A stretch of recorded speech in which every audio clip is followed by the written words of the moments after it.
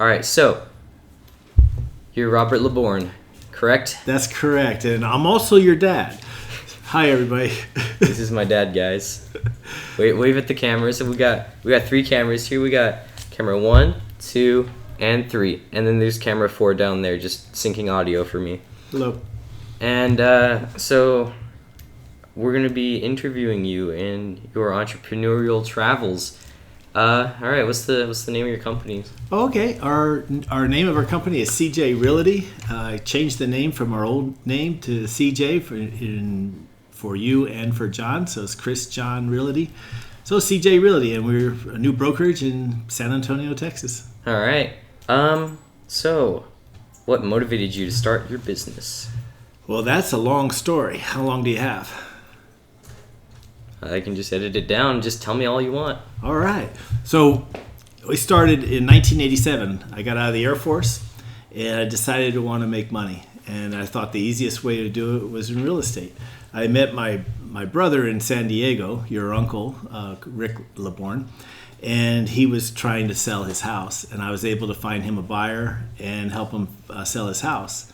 And he got to keep all the commission, and I started, wow, this is so easy. So then I put my exit papers in for the Air Force. I retired, and I came out to San Diego, and never selling anything in my life, and the first week in real estate sold 6 houses. So after that, I got a taste of it, and I never looked back. So I started my own company in 1991.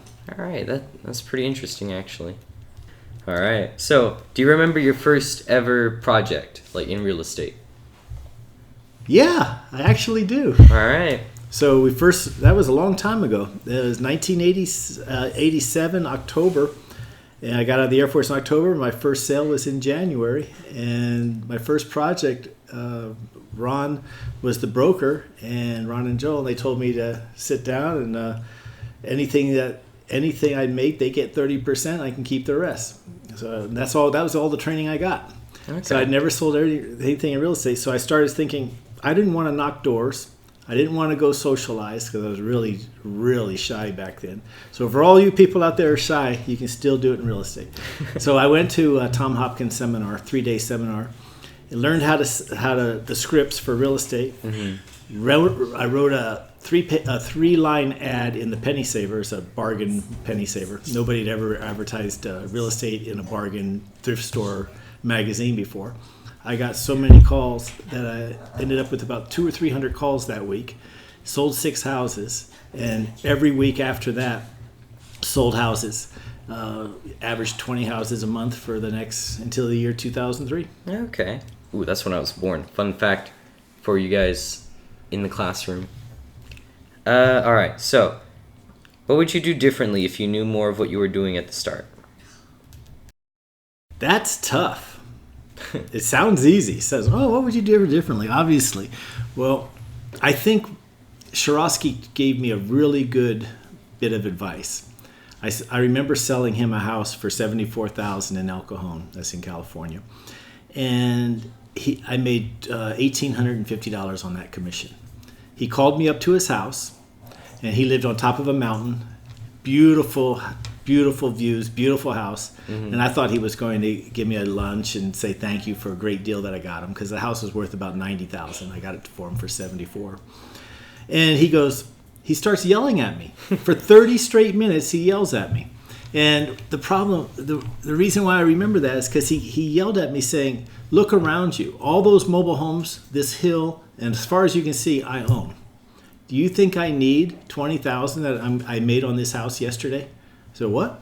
He says, yeah, I sold it 4 days after I bought it. I made $20,000. He says, I bet you only made about $2,000 max on it. I said, well, I made about $1,800 because the brokers took a part. He says, yeah. He says, don't you think you should have had that $20,000 and not me? And I said, yeah. So he says, you should be an investor, not an agent. So after that, it ruined me. I couldn't sell houses anymore. So I started buying houses. And so started buying houses, and I wanted to play Monopoly with real money. All right. It's pretty interesting as well. But the question was, what would I do differently? So that was the point. Instead of selling houses from 87 to 93, I think, when I met Shirosky, so 6 years, I would have started, as soon as I got my first commission check, I would have used that to buy a rental house. I would have started buying houses right away. That's how I would change. Okay. So you just should have started buying and selling houses from the start. From the start. So you're an agent at first, working for yourself? Well, I was working in a real estate company. Okay. And then as soon as I had enough experience, I opened up my own office. And that was called HFS Realty. Okay. And I had 34 agents working for me. All right. So speaking of agents, the next question is, how did you assemble a team of agents and employees that worked for you?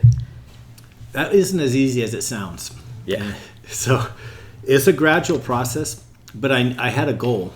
And I sat down with myself, because myself and I talked, because I didn't have a partner back then. And so we talked. I'm just kidding with you, but I had to write down Like the brainstorming. plans. I brainstormed, and it wasn't an overnight thing. It took me maybe a couple weeks, maybe a month. I can't remember the exact timing, but it took me a while to figure out what I really wanted to do. And I started. I wanted to buy and sell houses, but I also wanted to have money coming in every week from my split of the commissions from other agents. So the more agents I had, the more sales we'd make. Right. The more money I'd make. So the first step was to get a really good secretary, which I had an assistant. Her name was Perla, and she was with me for about 10 years, and she was really good. So that was my base. And then from there, I hired another lady to do the paperwork. I also hired an accountant. And then the agents I got by word of mouth. Other agents working in other offices saw how well we were doing, and they quit their offices and asked to join me, so I didn't really have to advertise for them. And then I did advertise in the Penny Saver. I advertised, this was before the internet, so I had to advertise in the newspaper. Okay. And word of mouth. And I also started going to events and telling people what a great company I had. So anyway, I got 34 great agents, and we were averaging, we had to be averaging a sale a day. Oh, wow. That's pretty good. Yeah. All right, so I guess the next question, which relates to that last sentence you said, how much did you make, like, an hour or a month or a year, like, on average? Gross. Sure. Yeah, gross. Back then, the average price of a house was about $120,000. We'd make $3,000 a house. So individually, I sold about 100 houses every year I was in the real estate business. So that's about $300,000, and the company probably made another $500,000 or $600,000 every year. And that doesn't count the houses that I fixed and flipped. I was flipping about 3 to 6 houses a month, making an average of $5,000 to $20,000 on each house. Okay, so like in a year in total, what would that be? It had to be close to 800-900 in that range. 1,000? Uh-huh. Like a year. Per year, yeah. It's almost $1 million. Yeah. So what's your favorite part of the job? Actually, it's teaching people how to do what I've done. My favorite part is I always tell this story when I was traveling and doing seminars, but there was a gardener. I met him at a HUD foreclosure, and he was cutting the grass for the HUD. He just was making minimum wage as a gardener, and this was back in, 95 or 96. And so he was just an employee of the government cutting the grass for these foreclosures. So I walked up to him one day and I said, "Wouldn't you just like to own this house?" Because I always remember what Shirosky told me. It's better to own it than to be the guy at the middleman. And he goes, he spoke nothing but Spanish, and he says, in Spanish, he said, I can't afford it. There's no way. And I said, "What if I told you could buy it for $100 down and the government would pay you all your down for you?"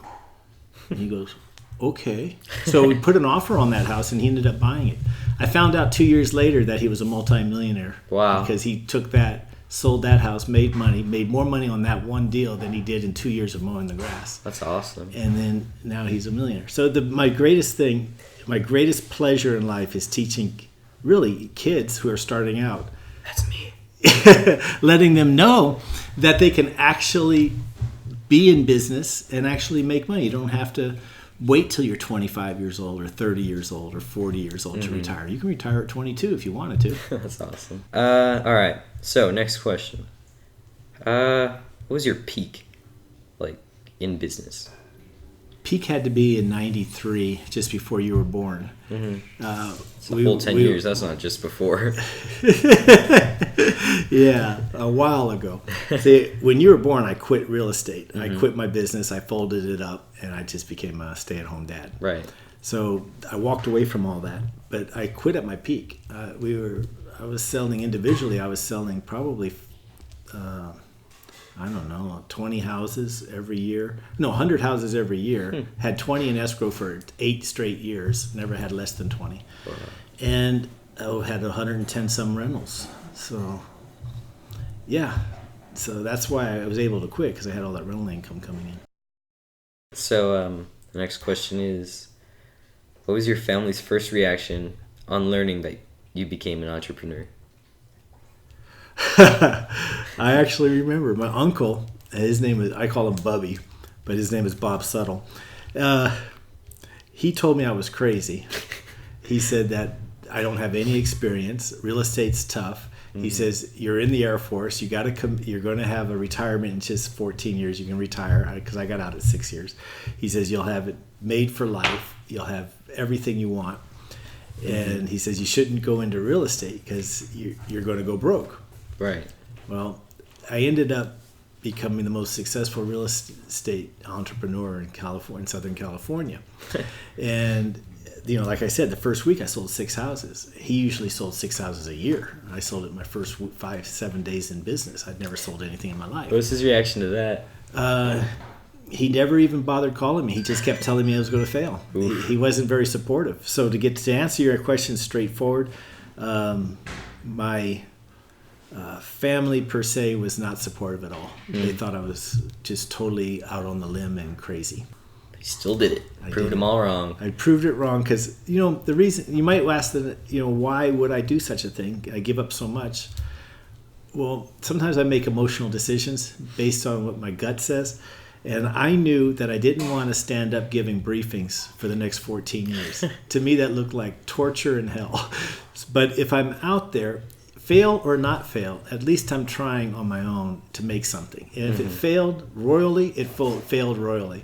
And if it succeeded, it would succeed royally. Well, it succeeded pretty good. So it all led to where we are now. All right. And then I guess to wrap it up, what was your first ever job? I actually know that answer. Well, that's a double question. First job or first job that I was hired at? I guess first job you made money at, I guess would make sense. Okay. So the first job I ever did was in Moreno Valley. I got a job at 13 or 12. I think it was 12.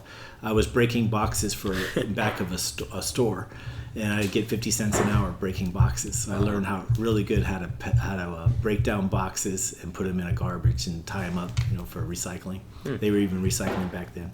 So that was the first job, and 50 cents an hour. I remember that. My very first job was in 6th grade, 7th grade, when I had my own lawn care business. So that's kind of why I always took a like to the gardeners. So I had 10 yards I would cut every Saturday. And You didn't get paid for that? Oh, I got paid. Oh, okay. We were cutting the grass for $2 a yard. And I don't like working. So I hired kids to cut grass for me. I took $1 and they got $1. So I got $10 a day. And I sat and watched cartoons while they cut grass. That's pretty smart. So that's what I did at 7th grade.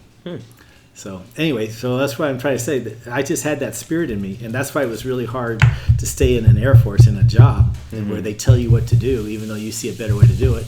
Or you're just sitting there wasting time. So I don't know, maybe in school there's times when you're kind of bored and you've already done your work. Not your class, Mr. Ty, don't worry. But you've already done your work and you have nothing to do. That's in real life, that's the job too. And I'm sure you could ask your teachers, there's times when they would rather be home than rather be at school, because there's nothing to do, but they have to put in the hours. So it's that way in every job, even in your own job. But at least I had the opportunity, when I was bored, I could just go to a movie or walk out of the office and have Perla take care of things. Right. All right, well, that's it. That's all my questions. All right. Gotta go edit this and upload it now. And yeah. So that's it, guys. All right. Thank you. Yeah.